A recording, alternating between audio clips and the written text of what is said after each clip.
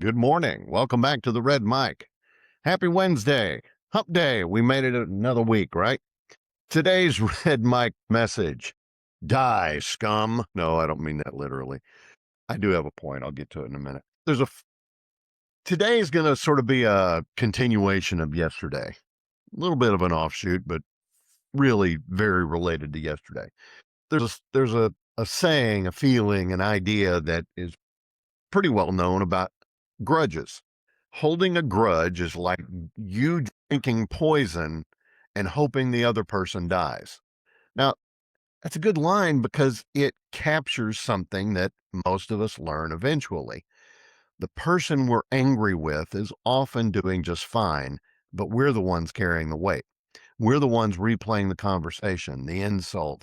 We're the ones surrendering our peace to somebody who may have not thought about us in years.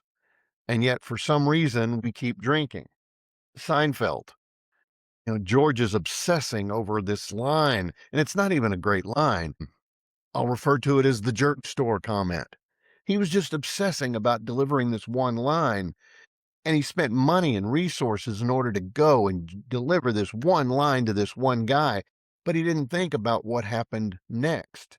So he delivers this line, and then the guy comes back with a response that quickly, and George is just sitting there looking like a schmuck. Same sort of idea. We keep drinking the poison.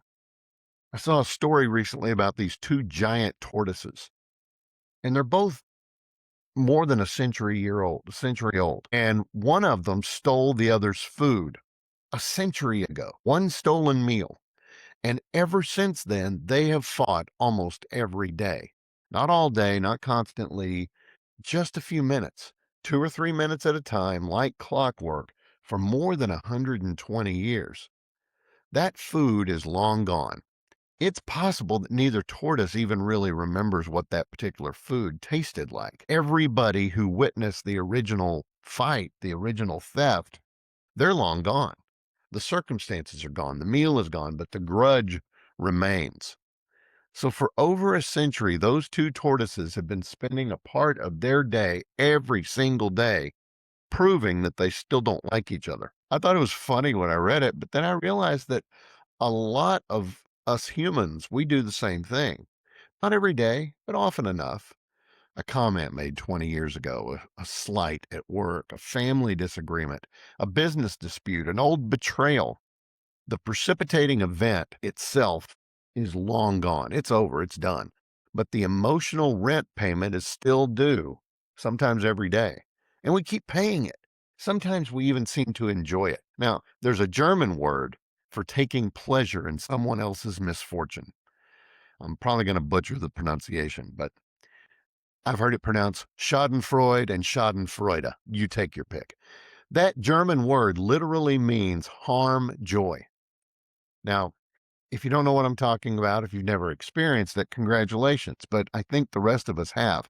And it's that little feeling of satisfaction when the person who hurt us stumbles. Their promotion falls through, their relationship ends, they have business struggles, there's some sort of public embarrassment. Part of us wants to pretend that we're above that, but we're not always above it. Go back to yesterday. We need to be that third person, right? We're tempted to pull up a chair and watch. There's a scene in the movie Dave. Again, interns, if you haven't seen it, go watch it. It's a good one. It's a political one. So it fits with your job this summer. So the movie Dave, who's acting like he's the president, fires his chief of staff, Bob Alexander. And Bob, from that point on, he's focused on revenge. He's wanting Dave to fail. He's rooting for it, anticipating it, planning for it.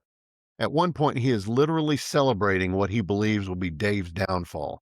And just before everything turns around and hits that fan and splatters back at him, he says, "Die, scum." Today's headline.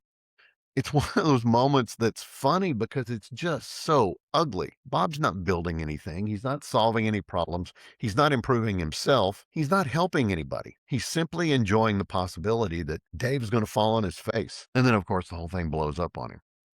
That's the funny thing about living for somebody else's failure. eventually you realize that you built your happiness on a foundation that you don't control. If they fail, you get a brief moment of satisfaction. If they succeed, you're miserable. Either way, they are still in control of your emotions, and that's a terrible deal. And I'll be honest, I've had bosses who treated me poorly. I've been demoted. I've been fired for reasons that had very little to do with my performance and a lot to do with circumstances beyond my control. And when those people stumble later, struggle, or experience problems of their own, there's a small part of me that notices. And honestly, if I'm being truthful, that part of me sometimes has a really loud voice. Instead of whispering, it yells, "See? They got what was coming to them. Justice, karma, serves them right." That's the voice of Schadenfreude. And like most temptations, it offers something that feels good in the moment but leaves you worse off afterward. Because every minute you spend celebrating somebody else's failure is a minute you're not investing in your own future. Every ounce of emotional energy I spend replaying or revisiting an old wound, that's energy I'm not spending on my family, my friends, my work, or the people who actually choose to be part of my life today. Moving on doesn't always feel satisfying. Sometimes it feels like you're letting somebody off the hook. But most of the time, moving on isn't really about them. It's about you. It's about refusing to give somebody who hurt you permanent residence in your head. Again, that whole rent-free thing from yesterday. It's recognizing that your future is worth more than your resentment. And it's about understanding that carrying a grudge, again, it's like drinking poison, even when that poison tastes a little like vindication. It's those tortoises fighting over food. Bob Alexander celebrating a defeat that never arrives.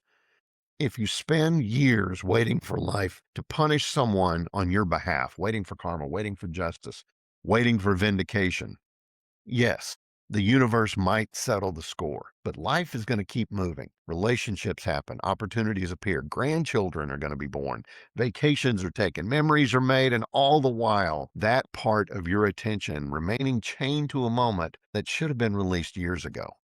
Forgiving and forgetting doesn't mean that the person was right. It doesn't mean that what happened was acceptable. It doesn't mean that trust must be or ever can be restored.